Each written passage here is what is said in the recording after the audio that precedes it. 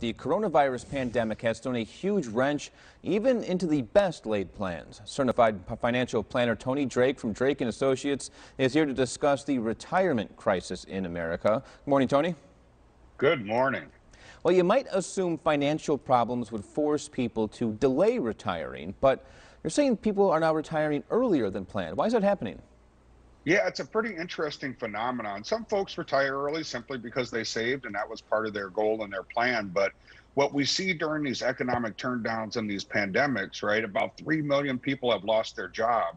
About 42% of that right now are older workers that say they're not going to be forced into retiring early. That's a pretty growing number. If we compare it to last time we had an economic pullback in 2008, only about 28% said they were forced into early retirement. So it can really upset your plan if you end up losing those last couple of years of work. Yeah, you're counting on those last couple of years. What can people do to feel more secure?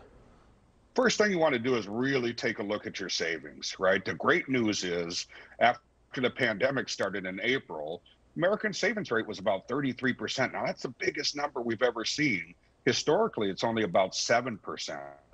If you don't have a more comprehensive retirement plan, general rule of thumb, you want to have about 10 times your last salary. So hopefully that's your peak earnings.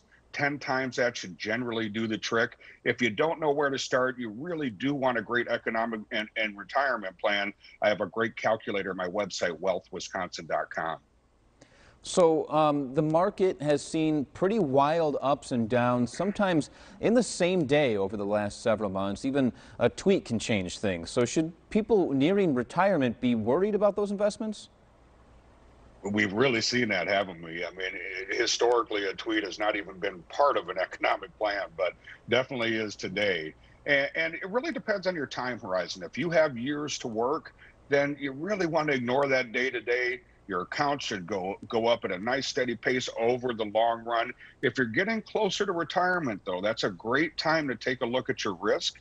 One of the biggest mistakes I see is retirees don't pull back their risk and they have big losses early in retirement, and that can really impact the longevity of your money and potentially put you in a position where you run out of money. Yeah, it certainly makes a big difference. If you're just starting your career or you're just about to finish, those fluctuations can mean a lot to you and your future. All right, Tony, thanks so much for joining us this morning. Great to be here.